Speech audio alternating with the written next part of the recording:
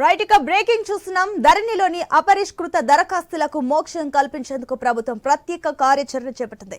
జిల్లా కలెక్టర్ల అధికారుల విభజనతో పాటు మండల స్థాయిలో ప్రత్యేక బృందాలను ఏర్పాటు చేసింది. నేటి నుంచి 9 లోపు పెండింగ్ సమస్యలన్నింటినీ పరిష్కరించేలా స్పెషల్ డ్రైవ్ చేపట్టనుంది. ధరణి సమస్యల పరిష్కారంపై ప్రభుత్వం ఏర్పాటు చేసిన 5 సభ్యుల కమిటీ ఇటీవల ముఖ్యమంత్రి రేవంత్ రెడ్డి, రెవెన్యూ శాఖ మంత్రి పొంగులేటి శ్రీనివాస్ రెడ్డిలకు కొన్ని సిఫార్సులను అందజేసింది. దీనికి తగ్గట్టుగా 2 వేర్వేరు ఉత్తర్వులను భూ పరిపాలన ప్రధాన కమిషనర్ నవీన్ మిత్తల్ జారీ చేశారు.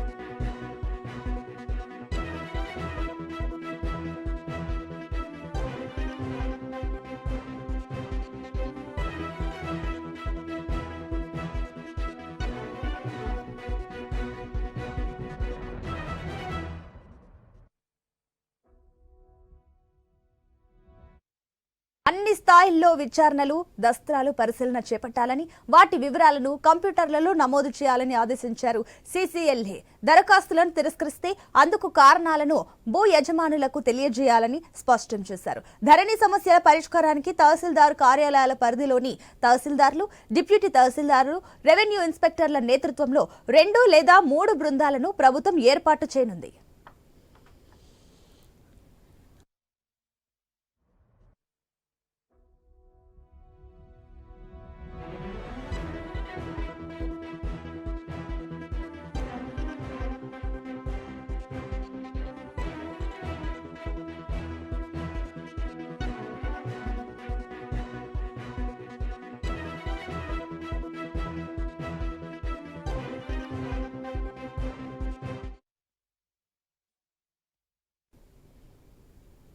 బృందాలు క్షేత్రస్థాయికి వెళ్లి విచారణలు జరిపి విచారణ నివేదికలను సంబంధిత ఉన్నతాధికారులకు పంపిస్తాయి.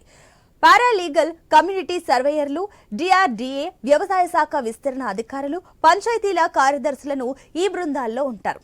గ్రామాలు లేదా మార్జిళ్ల వారీగా దరఖాస్తులను ఈ బృందాలకు తహసీల్దారులు అప్పగించి విచారణ నివేదికలు రూపొందిస్తారు.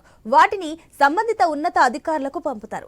దరఖాస్తుదారులకు గ్రామస్థాయి అధికారుల ద్వారా లేదా వాట్సాప్, SMS ల రూపంలో బృందాలు సమాచారం చేరవేస్తాయి. దరఖాస్తుదారుల వద్ద ఉన్న ఆధారాలతో పాటు రెవెన్యూ మూల దస్త్రాలను బృందాలు పరిశీలించాల్సి ఉంటుంది. అవసరమైతే భూమిని కూడా పరిశీలిస్తారు.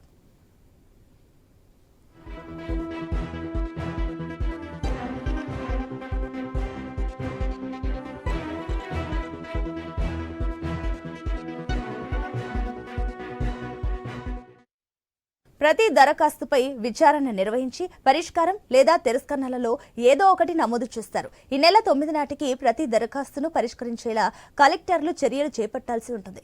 కలెక్టర్ల వద్ద ఒక్క దరఖాస్తు కూడా మిగిలి ఉండడానికి వీల్లేదని ఉత్తర్వుల్లో సీసీఎల్ఏ పేర్కొన్నారు. 4 రకాల మాడ్యూళ్లకు సంబంధించిన దరఖాస్తులను తహసీల్దారు పరిష్కరిస్తారు. సెత్వార్, ఖాస్రాబ్, పహానీ, ఇతర మూల పత్రాలను పరిశీలించి క్షేత్రస్థాయి విచారణలు జోడించి సమస్యలను పరిష్కరిస్తారు. 6 రకాల మాడ్యూళ్లలో వచ్చిన దరఖాస్తులను ఆర్డీఓలు పరిష్కరిస్తారు. దరఖాస్తులను తప్పనిసరిగా తహసీల్దారులకు పంపించి విచారణ నివేదిక తెప్పించుకోవాల్సి ఉంటుంది. మూల విలువ 5 లక్షల్లోపు ఉన్న భూములకు సంబంధించిన మిస్సింగ్ సర్వే నంబర్లు, సబ్ డివిజన్ సర్వే నంబర్లు, విస్తరణాల్లో హెచ్చుతగ్గులకు సంబంధించిన దరఖాస్తులను పరిష్కరిస్తారు. ఆర్డీఓల విచారణ అనంతరం ఏజెన్సీ ప్రాంతాల్లో భూముల సమస్యలను జిల్లా కలెక్టర్లు పరిష్కరిస్తారు. క్షేత్రస్థాయి సిబ్బంది విచారణ నిర్వహించి ఆర్డీఓలకు నివేదికలు ఇవ్వాలి. ఆర్డీఓలు తప్పనిసరిగా రెవెన్యూ మూల దస్త్రాలు పరిశీలన చేపట్టాలి. తిరస్కరించే దరఖాస్తులకు సరైన కారణాన్ని కలెక్టర్లు తెలియజేయాలి. 7 రకాల మాడ్యూళ్లకు సంబంధించి కలెక్టర్లే తుది ఆమోదం తెలపాల్సి ఉంటుంది. తహసీల్దార్లు, ఆర్డీఓల స్థాయిలో విచారణలు చేసిన అనంతరమే వీరు చర్యలు తీసుకోవాలి. TM33 మాడ్యూల్కు సంబంధించి అన్ని రకాల పాస్ పుస్తకాలు, సవరణలను సీసీఎల్ఏ చేపడతారు. ప్రభుత్వ భూములకు సంబంధించిన ఖాతాల నుంచి పట్టా భూముల బదిలీ, భూమి స్వభావం మార్పు, మూల విలువ 50 లక్షల కన్నా అధికంగా ఉండే భూముల విస్తరణలకు సంబంధించి సవరణలు, మిస్సింగ్ సర్వే, సబ్ డివిజన్ తదితర సవరణలు చేపడతారు. అన్ని రకాల దరఖాస్తులను తహసీల్దారులకు పంపించి విచారణ చేయిస్తారు. తహసీల్దారులు ఆర్డీఓకు, అక్కడి నుంచి అదనపు కలెక్టర్కు పంపుతారు. అక్కడ పరిశీలన పూర్తయ్యాక కలెక్టర్కు పంపుతారు. అక్కడి నుంచి CCLAకు నివేదిక చేరుతుంది.